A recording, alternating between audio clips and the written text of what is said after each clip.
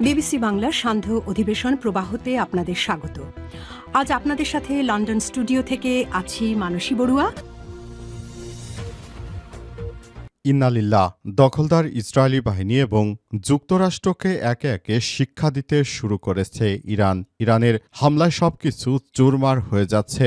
দখলদার ইসরায়েলি বাহিনী এবং নিরীহ ফিলিস্তিনিদের মধ্যে যুদ্ধ চলাকালীন সময় হামাসের যোদ্ধারা প্রথম দিকে যেভাবে দখলদার বাহিনীকে কচুকাটা করেছিল, এবার ইরানের হাতেও এই দখলদার বাহিনী কচুকাটা হচ্ছে। পাশাপাশি মধ্যপ্রাচ্যে যেসব দালাল মুসলিম দেশ রয়েছে তাদেরকেও চরম শিক্ষা দিতে শুরু করেছে ইরান। হাদিসে বর্ণিত আছে যে বিভিন্ন সময়ে এই ইহুদিবাদীরা সবসময় মুসলিমদের শত্রু, কিন্তু অত্যন্ত পরিতাপের বিষয় যে আমাদের সৌদি আরব, কাতার, কুয়েত, বাহরাইন, ওমান যারাই রয়েছে সংযুক্ত আরব আমিরাত, তারা সবাই এবার সেই ইহুদিদেরই পক্ষ নিয়েছে। এটা মুসলিম হিসেবে আমাদের অন্তর জ্বলে যায়, কারণ মুসলিম বিশ্ব যদি এখনও এক না হতে পারে, ভবিষ্যতে আমরা মুসলিম হিসেবে আমাদের অস্তিত্ব সংকটে পড়বে। কারণ দখলদার ইসরায়েলি বাহিনী যে গ্রেট ইসরায়েল তৈরি করতে চায় সেটা কিন্তু শুধুমাত্র ইসরায়েল বা ফিলিস্তিন এটি নিয়ে নয়, বরং ইসরায়েল দখল করে নিতে চায় লেবানন, তারপর তারা দখল করে নিতে চায় ইরাক, আর তার সঙ্গে রয়েছে সিরিয়া। পাশাপাশি সৌদি আরবের প্রায় 3/4 দখল করে ইহুদিবাদী ইসরায়েল যে গ্রেটার ইসরায়েল তৈরি করতে চায়, সেটি ইরানকে হারানোর পরই তারা এই প্ল্যান তৈরি করবে। তখন কিন্তু আর মুসলিমদের পিঠের চামড়া থাকবে না। আর এই ব্যাপারটি বুঝতে পেরে আয়তুল্লাহ আলী খামেনি তিনি ইহুদিবাদী ইসরায়েলের কাছে আত্মসমর্পণ করেননি, বীরের মতো লড়াই করে পৃথিবী ছেড়ে চলে গেছেন এবং আমাদের জন্য তিনি রেখে গেছেন আদর্শ। সেই আদর্শ ভিত্তিক আমাদেরকে ইহুদিবাদী ইসরায়েলের বিরুদ্ধে লড়াই করতে হবে, যে লড়াই করে যাচ্ছে ইরানের ইসলামী বিপ্লবী গার্ড বাহিনী। চলছে হামলা পাল্টা হামলা। এই মুহূর্তে আমাদের হাতে এসে পৌঁছেছে যুদ্ধের সর্বশেষ গুরুত্বপূর্ণ সবথেকে তাজা আপডেট সংবাদ। সংঘাতে 500-র বেশি মার্কিন সেনা নিহত হয়েছে বলছে ইরানের প্রতিরক্ষামন্ত্রী। ইরানের শীর্ষ নিরাপত্তা কর্মকর্তা আলী লারিজানি জানিয়েছেন যে চলমান সংঘাতে এখন পর্যন্ত আমরা 500-র বেশি মার্কিন সেনাকে হত্যা করেছি। দখলদার ইসরায়েলি বাহিনীকেও চরম শিক্ষা দেয়া হয়েছে। এরপর জানাবো আলহামদুলিল্লাহ, এবার মার্কিন সেই F-15 যুদ্ধ বিমান ভূপাতিত করল ইরান, যা বলছে যুক্তরাষ্ট্র। এর আগে কুয়েতে তিনটি মার্কিন F-15 বিমান ভূপাতিত করেছে ইরানের মিসাইল। নতুন করে আজ আবার আরেকটি বিমান ভূপাতিত করেছে তারা। তবে এই বিমানটি ভূপাতিত করার পর মার্কিন যুক্তরাষ্ট্রের পক্ষ থেকে দাবি করা হচ্ছে এটি নাকি ভুয়া। এদিকে আজারবাইজানে হামলার অভিযোগ অস্বীকার করল ইরান।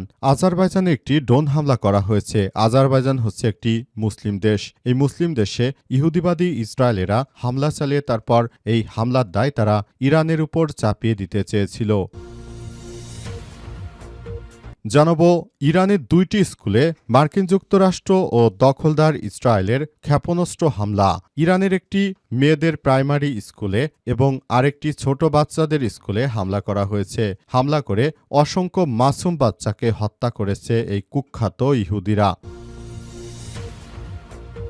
এবং সর্বশেষ জানাবো ভোটে ইলেকশন ইঞ্জিনিয়ারিংয়ে রাজসাক্ষী সাবেক উপদেষ্টা রিজওয়ানা বললেন তাহের। বাংলাদেশের অন্তর্বর্তীকালীন সরকারের প্রধান উপদেষ্টা প্রফেসর ড মোহাম্মদ ইউনূসের সরকার ক্ষমতায় থাকাকালীন এদেশে জামাত ইসলাম ক্ষমতায় আসার কথা ছিল, কিন্তু জামাত ইসলামকে ক্ষমতায় আসতে দেওয়া হয়নি। জামাত ইসলামকে ইলেকশন ইঞ্জিনিয়ারিং করে হারিয়ে দেওয়া হয়েছে। সম্প্রতি সাবেক পরিবেশ, বন ও জলবায়ু উপদেষ্টা রিজওয়ানা হাসানের একটি ভিডিওতে জানা গেছে যে তিনি একটি টিভি চ্যানেলে সাক্ষাৎকার দিতে গেলে তিনি জানিয়েছেন যে জামাত ইসলাম 168টি আসন পেয়ে জয়লাভ করেছিল, কিন্তু জামাত ইসলামকে তারা জয়লাভ করতে দেয়নি। জামাত ইসলামকে তারা ইসলামিক দল হিসেবে তারা জামাত ইসলামকে এজন্য জয়লাভ করতে দেয়নি, কিন্তু তারা ইলেকশন ইঞ্জিনিয়ারিং করে বিএনপিকে ক্ষমতায় দিয়েছে।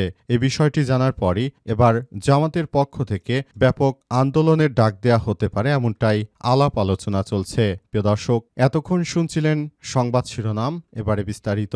তবে তার আগে বন্ধুরা অনুরোধ থাকবে এই সংবাদটিতে একটি লাইক দিন। এই চ্যানেলে আপনি নতুন হয়ে থাকলে আমাদের সংবাদটি দেখতে দেখতে চ্যানেলটি সাবস্ক্রাইব করে রাখুন। কমেন্ট করে বন্ধুরা আপনার মূল্যবান মতামত জানিয়ে দিন আপনি বিশ্বের কোন দেশ থেকে বা বাংলাদেশের কোন স্থান থেকে আমাদের সংবাদটি দেখছেন এবং শুনছেন। আর বন্ধুরা সংবাদটি আপনার সোশ্যাল মিডিয়া ফেসবুকে শেয়ার করে বন্ধুদেরও দেখার সুযোগ করে দিন। গাজা যুদ্ধে আপনি যদি নিরীহ ফিলিস্তিনিদের ভালোবেসে থাকেন কমেন্টে ইয়েস লিখে পুরো বিশ্বকে আমাদের এই সংবাদটি দেখার সুযোগ করে দিন। এবারে বিস্তারিত। সংঘাতে ৫০০-এর বেশি মার্কিন সেনা হতাহত জানালো লারিজানি। ইরানের শীর্ষ নিরাপত্তা কর্মকর্তা আলী লারিজানি দাবি করেছেন যে চলমান সংঘাতে এখন পর্যন্ত ৫০০-এর বেশি মার্কিন সেনা নিহত হয়েছে। তিনি যুক্তরাষ্ট্রের সামরিক অভিযানকে অন্যায় যুদ্ধ হিসেবে আখ্যায়িত করেছেন।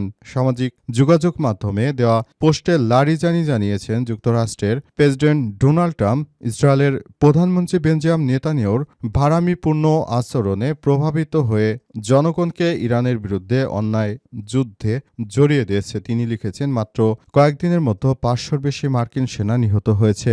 এখন ট্রাম্পকে হিসেব করতে হবে যুক্তরাষ্ট্র এখন কি সবার নাকি ইসরায়েলের। তবে পেন্টাগনের তথ্য অনুযায়ী নিহত মার্কিন সেনার সংখ্যা মাত্র ৬ জন, যার মধ্যে ৪ জন কুয়েতে নিহত হয়েছে বলে তারা দাবি করেছে। বর্তমানে লারিজানি ইরানের সুপ্রিম ন্যাশনাল সিকিউরিটি কাউন্সিলের প্রধানের আগে তিনি আয়াতুল্লাহ খামেনির জ্যেষ্ঠ উপদেষ্টা হিসেবে দায়িত্ব পালন করেছেন। শনিবার যুক্তরাষ্ট্র ও ইসরায়েলের যৌথ হামলায় ইরানের সর্বোচ্চ ধর্মীয় নেতা নিহত হওয়ার পর থেকে এই লড়াই সর্বোচ্চ পর্যায়ে পৌঁছে গেছে। লড়াইয়ে ইরানের বিভিন্ন বেসামরিক স্থাপনা লক্ষ্য করে দখলদার ইসরায়েলি বাহিনী হামলা চালাচ্ছে এবং এই হামলা চালিয়ে এ পর্যন্ত প্রায় অন্তত ১,০১৫ জন নিরীহ মানুষকে হত্যা করেছে দখলদারেরা। মার্কিন F-15 যুদ্ধবিমান ভূপাতিত করল ইরান, যা বলছে যুক্তরাষ্ট্র। আলহামদুলিল্লাহ, এবার নতুন করে একটি যুক্তরাষ্ট্রের সেই গর্বের সবথেকে অত্যাধুনিক মার্কিন F-15 যুদ্ধবিমান ভূপাতিত করেছে ইরানের IRGCর সেনা সদস্যরা। তবে এই যুদ্ধবিমান ভূপাতিত করার পর থেকে মার্কিন যুক্তরাষ্ট্র দাবি করেছে সেটি নাকি মিথ্যা। তবে কতটুকু মিথ্যা বা সত্যি সেসব বিষয়গুলো এখন আস্তে আস্তে বের হয়ে আসতে শুরু করেছে। এর আগে কাতারের কুয়েতে তাদের একটি যুদ্ধবিমানকে ভূপাতিত করার দাবি করে ইরান। তবে তিনটি যুদ্ধবিমান ভূপাতিত হয়েছে এবং এই প্রক্রিয়াটি মার্কিন যুক্তরাষ্ট্রের পক্ষ থেকে বলা হয় এটি নাকি গুজব। পরে সত্যতা জানা গেছে। পরে জানা গেল যে এই যুদ্ধবিমান আসলে ভূপাতিত করা হয়েছে এবং এই প্রক্রিয়াটি অত্যন্ত সূক্ষ্মভাবে ইরানের পক্ষ থেকে পর্যবেক্ষণ করা হচ্ছে। পুরোপুরি প্রক্রিয়াটি এখন সুন্দরভাবে করা হচ্ছে বলে এমনটাই জানানো হয়েছে। তবে শেষ পর্যন্ত আসলে পরিস্থিতি কোন দিকে যায় সেটি এখন দেখার বিষয়। কারণ হিসেবে বলা হচ্ছে যে পুরো প্রক্রিয়াটি অত্যন্ত গুরুত্বের সঙ্গে দেখা হচ্ছে এবং পুরোপুরি প্রক্রিয়াটি অত্যন্ত সুন্দরভাবে পর্যবেক্ষণ করা হচ্ছে এবং প্রক্রিয়াগুলোর মধ্য দিয়ে আসলে সবকিছু নতুন করে নির্ধারণ করা হচ্ছে। আর পুরো মধ্যপ্রাচ্যের বিষয়গুলো মার্কিন যুক্তরাষ্ট্র তারা যে নিজেদের মতো করে সবকিছু করার চেষ্টা করছিল সেটি আসলে সেভাবে করা হচ্ছে না। সেখানে আবার নতুন করে সমস্যাগুলো সমাধান করার চেষ্টা চালিয়ে যাওয়া হচ্ছে, এমনটাই জানা গেছে। আজারবাইজানে হামলার অভিযোগ অস্বীকার করল ইরান।